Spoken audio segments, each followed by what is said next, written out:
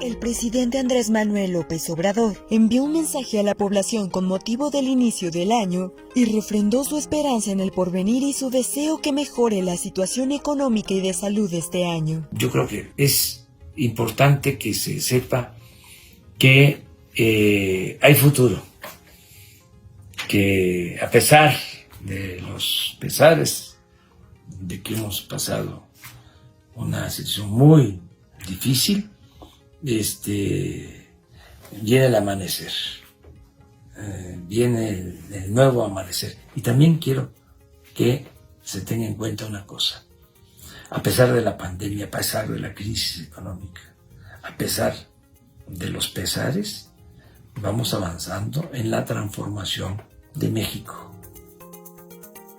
El presidente López Obrador criticó la corrupción y el derroche de los gobiernos anteriores. Recordó que la austeridad republicana ha servido para obtener recursos para programas sociales y para el apoyo de la población. No puede haber gobierno rico con pueblo pobre. Este año tiene que ser un año destinado a seguir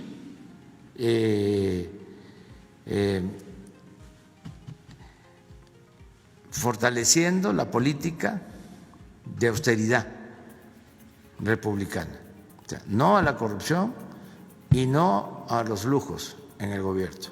El mandatario mexicano invitó a los ciudadanos a sumarse a la lucha contra la corrupción. Entonces, seguir denunciando actos de corrupción y ayudar todos a que no haya corrupción, porque lo que había antes era un silencio cómplice. Por eso tenían cooptada a la prensa, a los medios. La consigna era obedecer y callar. No se conocían casos de corrupción, no se daban a conocer, sino pues otra hubiese sido la situación en el país. El presidente Andrés Manuel López Obrador habló del caso de Julian Assange, fundador de Wikileaks, detenido en Inglaterra y al que un juez negó su extradición a Estados Unidos, donde es acusado de revelar secretos de Estado. Voy a pedirle al secretario de Relaciones Exteriores que haga los trámites correspondientes para que se solicite al gobierno del Reino Unido la posibilidad de que el señor Assange quede en libertad y que México le ofrece asilo político, con lo que significa el derecho de asilo y nuestra tradición, que es protección, pero al mismo tiempo también la responsabilidad de cuidar que el que recibe el asilo no intervenga, no interfiera en asuntos políticos de ningún país. Este martes, el subsecretario de Salud, Hugo López-Gatell, explicó el proceso de vacunación nacional. Señaló que primero será vacunado el personal de salud que lucha contra el COVID-19, después los adultos mayores de 60 años, los que tienen enfermedades crónicas y después el resto de la población. Con 20% de cobertura reduciremos 80% de las muertes que se presentarían por la epidemia. La vacunación contra COVID en México empezó el 24 de diciembre con 2.924 dosis.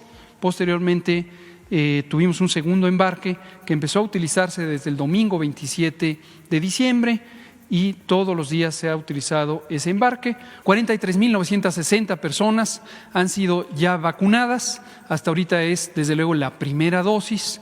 Recordar que aquí estamos usando la vacuna de Pfizer-BioNTech, que requiere 2 dosis con un intervalo de 21 días en promedio. Geográficamente hemos establecido el arranque en donde está más activa la epidemia en este momento, que es el Valle de México.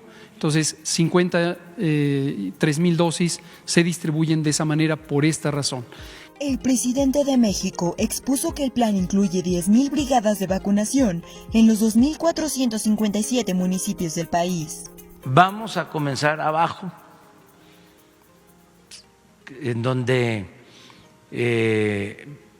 vive la gente más marginada, los adultos mayores. Vamos a poder vacunar a 3 millones de adultos mayores de las comunidades más apartadas. Veamos los primeros 13 hasta llegar a México. El primero es Estados Unidos, que fue el que inició la vacunación. Le sigue China, Israel, Reino Unido, Rusia, Alemania, etcétera. Ningún país de América Latina hasta llegar a México, por eso es claro que somos el primer país. En la conferencia de la mañana se transmitió en vivo la llegada a México de las nuevas dosis de vacunas a la Ciudad de México y a Monterrey, Nuevo León. Estamos aquí en el aeropuerto de Monterrey, del gran estado de Nuevo León. Estamos con el general secretario Luis Crescencio Sandoval, nos acompañan también el secretario de Salud de Nuevo León, el doctor de la O, está también el secretario de Salud de Coahuila y todo el personal recibiendo estas 8,755 vacunas. Están llegando aquí a este lugar como el nodo que se planteó en el plan de vacunación para partir ahora hacia Coahuila. Hoy recibimos 53,605 dosis, 8,755 ya depositadas en Coahuila y 44,850 en la Ciudad de México. El presidente Andrés Manuel López Obrador reconoció el gran apoyo que han significado los envíos de remesas en medio de la pandemia. También informó sobre el programa de atención especial que se aplicó para proteger a nuestros paisanos migrantes con motivo de fin de año. Los paisanos migrantes actuaron como héroes, como heroínas, el equivalente a los médicos y a las enfermeras que están salvando vidas. Ellos en el terreno de lo económico, porque estamos ya en una cifra récord, de acuerdo a los datos, hasta noviembre. Pero la estimación que tenemos para diciembre, lo mismo, vamos a rebasar los 40,000 millones de dólares de remesas. Es un incremento de un año a otro, de un año normal a un año con pandemia, del 11%. Ante la toma del Capitolio por simpatizantes de Donald Trump, el presidente López Obrador refrendó la postura de México de no intervención y de promover el diálogo y la paz. Siempre hemos buscado que todos los conflictos, y esto aplica para política exterior y para política interna, se resuelvan mediante el diálogo, por la vía pacífica. La Constitución establece en conflictos internacionales la solución pacífica de las controversias. Y esto, pues también debe ser norma en lo interno. El presidente López Obrador afirmó que hay una campaña de desprestigio contra la Comisión Federal de Electricidad para promover la privatización de la industria eléctrica. El plan de los neoliberales mexicanos era destruir, arruinar por completo a la Comisión Federal de Electricidad y dejarle todo el mercado de la industria eléctrica a los particulares. Ahora lo que queremos es fortalecer a la Comisión Federal de Electricidad, ya no cerrar las plantas de la Comisión Federal de Electricidad como se hacía. Es un asunto de intereses. Tan es así que una empresa española, Iberdrola contrató a una secretaria de Energía como directiva de la empresa. Y esa misma empresa Iberdrola contrató al expresidente Felipe Calderón como miembro de su consejo de administración. El mandatario mexicano condenó la duplicidad de tareas que realizan los organismos autónomos y que representan un gasto oneroso para el pueblo mexicano. Tenemos que revisar todos estos aparatos administrativos, su función, para que no haya duplicidad, porque necesitamos ahorrar, ser eficientes, no tener tantos aparatos que consuman presupuesto. Vamos a llevar a cabo esta reforma administrativa y vamos a ajustar el gobierno a la nueva realidad. El presidente López Obrador insistió en su crítica a organismos como el Instituto Nacional de Acceso a la Información, que en el periodo neoliberal reservó información y creó estructuras burocráticas con altísimos salarios. El expediente de Odebrecht lo reservaron, lo guardaron, no se transparentó. Y esta fue una decisión, aunque sea paradójico, contradictorio, del Instituto de la Transparencia. Miren esto, la Comisión Reguladora de Energía. Bueno, ¿y para qué está la Secretaría de Energía? Pero así como estos, deben haber 50. Entonces, hay duplicidad. ¿Por qué crearon todo esto? Bueno, para que los beneficiados con las privatizaciones tuvieran su propio gobierno. Por otra parte, el presidente de México rechazó la censura que hicieron Facebook, Twitter o YouTube en contra de Trump y se pronunció por pensar en opciones y alternativas a los monopolios privados. Esto que hicieron hace unos días en Estados Unidos es una mala señal.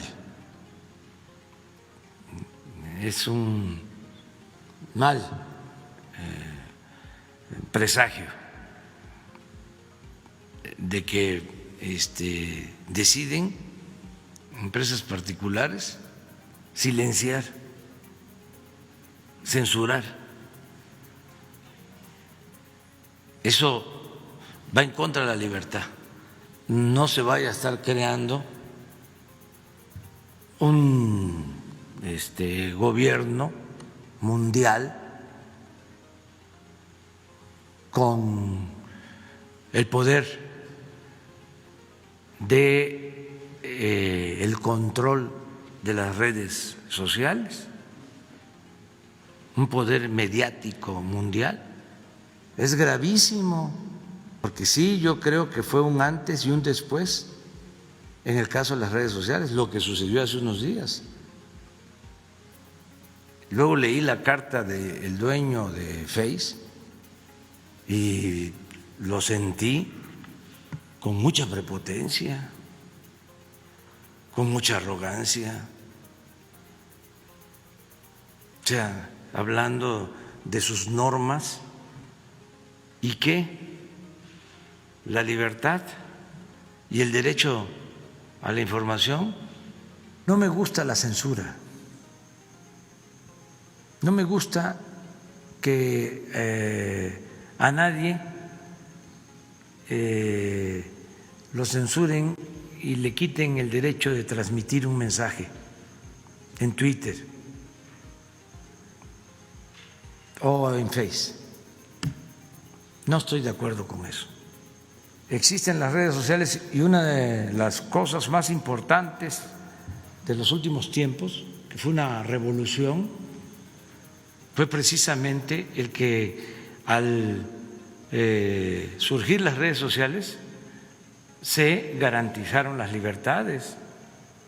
La gente pudo comunicarse abiertamente, sin censura.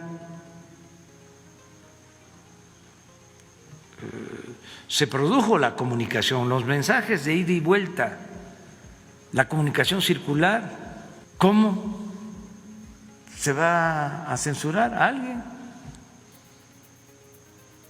A ver, te castigo porque yo, juez, como la Santa Inquisición, considero que lo que estás diciendo es perjudicial. ¿Dónde está incluso la norma? ¿Dónde está la legislación? ¿Dónde está reglamentado? Eso es un asunto de Estado. Eso no es un asunto de las empresas.